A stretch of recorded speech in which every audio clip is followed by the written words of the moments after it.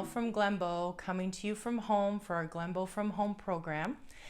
Today we are going to be looking at some artifacts, well, one artifact in particular, and we're going to play a game that we call it the museum. What is it? Now what we do is we take some very obscure items from the collection, and we start to take you through some lines of questioning to see if you can figure out what this artifact is. So what I'm going to do is I'm going to take you through some things, and I'm going to tell you a little bit about what it's made out of, sort of how it's put together and things like that. And I'm not going to give you the answer. We're going to pause the video at the end, and then we want you to try and guess what it is, and then we'll give you the answer later. But first of all, I want to take you through some lines of questioning. So what we usually do is there's a few major questions that we want to find out. One is, what material is it made out of? Another one is, do we think that it's man-made or it's machine-made? How do we think it works? How do we think that it might be used? And then we sort of go through that, and as we look at things really closely, then we try and figure out what this item is. So I'm going to try and show you guys a little closer, and we're going to put a photo up as well just so you have an idea. This is the artifact here. I'll put my glove behind it so you can see it really well. So if we look really, really close, it essentially looks like it's made out of metal, and it's one long piece of metal that's been twisted around and then comes down into this sort of circle area here. And then it also has a hook on the bottom. So if you look at it, you can hold it like that, you could hold it like this. You got to look at it from all kinds of different angles. And so if we were doing this at the museum, each person would hold it really close and start to take a look at what the materials are and how it's made.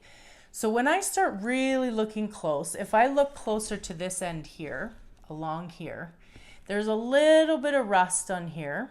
Like I said, it's made out of metal. It's one long piece of wire, it looks like, that gets wrapped around like this, and it's kind of got this section here that's interesting. I wonder what that's for. And then this loops around, and so we have to try and start to figure out, what do we think it is? What do we think it's made out of? Now, if I were to hazard a guess, and I think most of you would as well if you could see this really up close, it is definitely man-made. You can see that someone has taken a piece of wire and started to sort of twist it around. And then it has this interesting hook on the bottom. And this part here is a little bit sharp, and this part here is also a little bit sharp. So I don't know if that maybe could be a clue for you as well. And I'm going to tell you that you actually hold it like this. Now, as we look a little closer and we say, okay, this likely looks like it's fairly old and that it is definitely man-made. So what I would start to ask is, maybe this gives us a timeline of how old this artifact might be. This was used by people,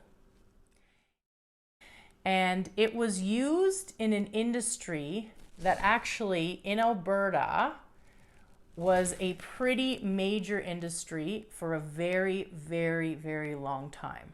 This is a good clue. Think about some artifact or some items, some objects, even around your house. They're common objects that would fit into this area right here. So if I'm holding it like this, something would fit in here. Okay. Remember this hook, and this is sharp, and that's not quite as sharp, but this is definitely sharp at this end. This one here is very sharp. So what does that tell us? When something has an end like that that's sharp, does that give us a clue about like why would something be sharp like that at the end? Now I'm going to give you one more clue. And it's kind of an obvious one. I'm going to see if you guys can figure it out. This is our next clue. So if you can see that, remember, it's something from Alberta, an industry from Alberta. I think you can see this as well. And like I said, we're going to put a photo up and we're going to see if there's any really good guesses. Okay? We'll see you in a few minutes. Okay, everybody, we're back. How did you do? If any of you got the answer that this has to do something with mining, with coal mining specifically, and what this was is this was a miner's lantern. So before we had the helmets with the butane lanterns, and before we had electricity that was going into the mines, the miners would use this as a light to make their way through the mines. So this part here, this hole that we kept focusing on, this would hold a candle. And then if you know anything about how they used to make candles, you know, back sort of around even earlier than the turn of the century, they would have one long wick, that's the fiber part that you light. They'd have one long wick and they would make 2 candles at a time. So the candles would have a hook between them. And so this would hold on to the extra candles. And there would be a candle lit right here, and the miner would walk through the mine, and then when they got to the area they needed to be at, they would poke this into the wall, and that would be their light that they would be working by.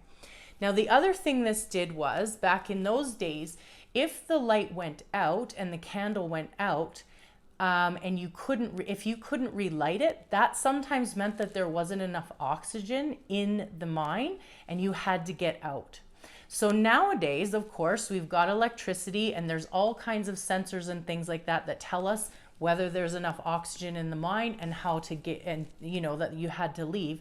But back in the day, back in the olden days, this probably would have been around turn of the century. So kind of like late 1800s, early 1900s.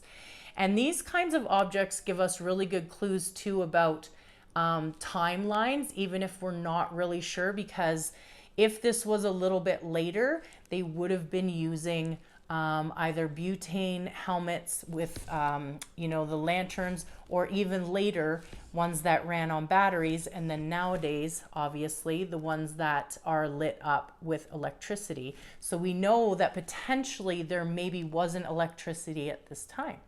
There's a lot of clues that we can get from artifacts, from looking at really simple questions, the materials, how it's made, whether it's man-made, gives us timelines, tells us a little bit about, you know, also this is pretty thrifty.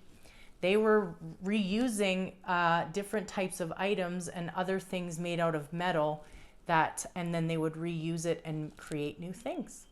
So I hope you learned something new today, and also hopefully you got the answer.